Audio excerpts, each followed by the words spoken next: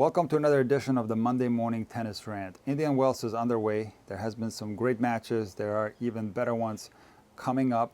And for anybody wondering how the surface at Indian Wells plays, I've heard the absolute best description I've ever heard on the Andy Roddick podcast that's called Served, where he described in great detail how gritty the surface is and the differences between playing in the daytime and at nighttime, the temperature shifts. And it makes a lot of sense now why someone like Rafa won Indian Wells 3 times, why Alcaraz won it. He's finding his form. He's playing extremely well. He had a rusty first set against Arnaldi in the first round, but then he dialed it in, won the next 2 sets 0-1, beat Felix Auger-Aliassime comfortably. Iga is blazing through the draw against tough opponents. Danielle Collins, who gave her a tough time at the Australian Open, she beat her very easily. Then played Noskova, who she lost to at the Australian Open, beat her very comfortably as well. So this is the type of surface that serves Iga, and she's the big favorite. We have some great 4th round matches coming up. The one I'm looking forward to is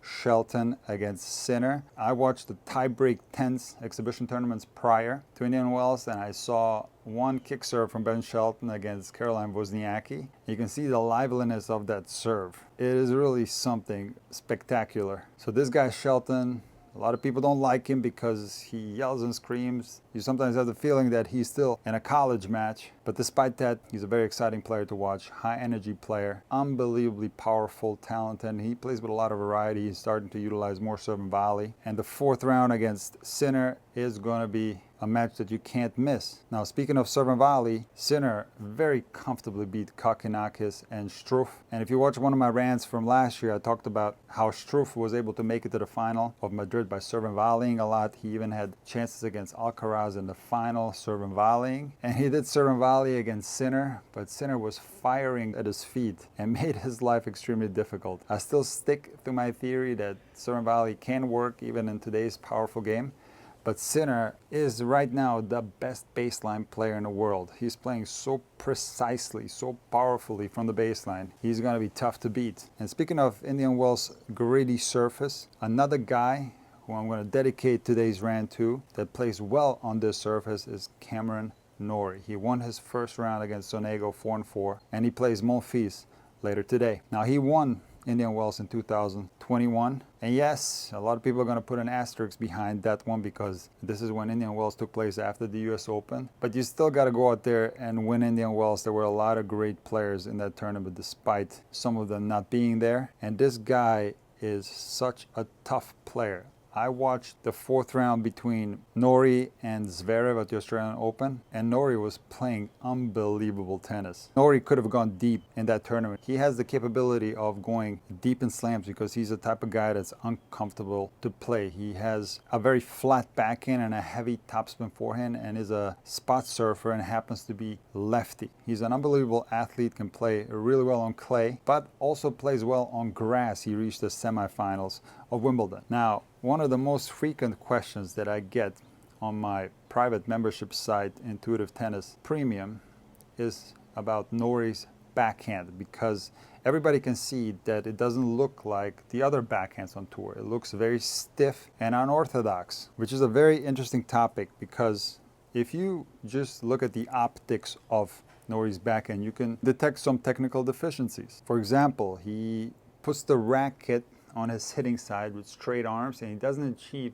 that much of a lag and that much of a racket drop. He does get the racket to lag a little bit and drop a little bit, but it's far less compared to other players. He also has a very short finish. So he just basically straight arms and redirects the ball very flat and back to the other side. So if you just look at the optics of that shot and compare it to maybe someone of a far lower level than Norrie, and let's say this lower level player has better mechanics, has more of a lag on the backhand, has a deeper racket drop, there's more range of motion, more fluidity, more of a finish to his backhand, possibly more variety, more spin. Does this mean that this lower level player with better fundamentals has a better backhand than Norrie with, let's call it, a lack of some fundamentals? Absolutely not. See, you cannot be ranked top 10 in the world. Norrie's highest ranking was 8 in the world. If you have big weaknesses, I'm not saying that Norrie has the best backhand in the world, but he has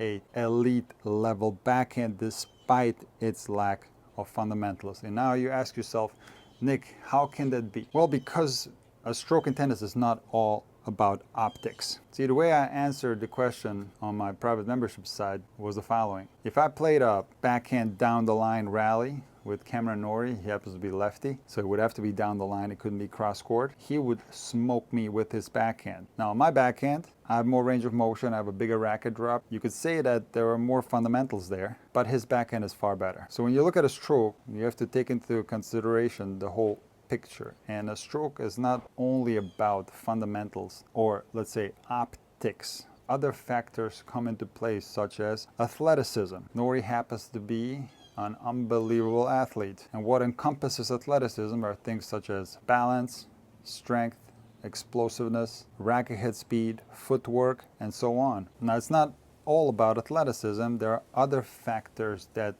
make a stroke good, such as timing, shot selection, and placement. So the way I analyze Norrie's backhand is in the following way. Yes, the backhand could be better, fundamentally speaking. It could have a little bit more range and fluidity, but he is so off the charts on all the other factors such as athleticism, timing, shot selection, which would mean that in the example that I gave you before, if we take a much lower level player with better fundamentals, Norrie's backhand is going to be better despite the lack of fundamentals. But here's the important caveat. The way Norrie hits his backhand is going to work for him because he has all those other attributes. And let's say, for example, that someone at the recreational level or at the junior level attempts to hit a backhand like Norrie, stiff take back, not a lot of lag, not a lot of racket drop, not a lot of finish. Generally, what players are going to experience is a lack of control, a lack of power, and most importantly, a poor feeling when they hit the backhand, because without the range of motion, players are going to feel like as if they're muscling the backhand over the net. Norrie's serve and forehand also have some smaller unorthodoxies. For example, in the forehand, he has a very high loop. The racket is way over his head. This is a stylistic element that's not wrong. Some other players on tour have high loops as well. On his serve, there's a small little pause in a trophy phase. Norrie hits all shots, whether it's the serve, especially the forehand or the backhand, exceptionally well. So on the serve, despite the fact that he has a small pause in the trophy phase, there is no racket drop leak. It's a fundamentally sound serve. He happens to be more of a spot server. It helps that he's lefty. He has a heavy topspin forehand, but can also flatten it out when he wants to. But now back to Norrie's two-handed backhand. What he does really well is keep the ball low. I think that's why he plays really well on grass, but he also returns exceptionally well on the backhand side. And he not only uses the opponent's pace really well, but he gets his body into the backhand exceptionally well and plays the ball really well when it's higher up. So a lot of people don't realize that the two-handed backhand is one of the most complex shots in tennis, and I'm currently making a video on the 3 types of backswings on the two-handed backhand and which one is going to work best for you. So look out for that video coming very soon. But fact is that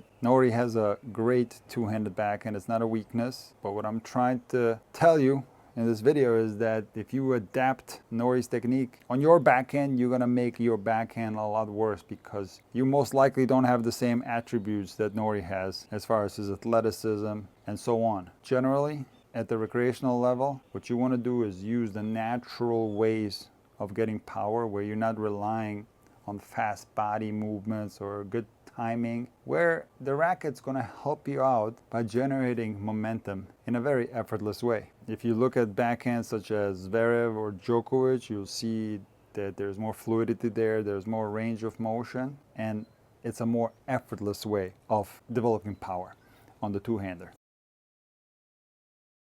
Whose one-hand backhand is better, yours or mine? Probably technically yours is better, you know? In the match, Yeah, I think technically yours is better, but see, tennis is not all about technique. I know. This is actually a really fantastic question, because I remember we did this before. We rallied backhands cross court, and you had a hard time. Yeah, I did.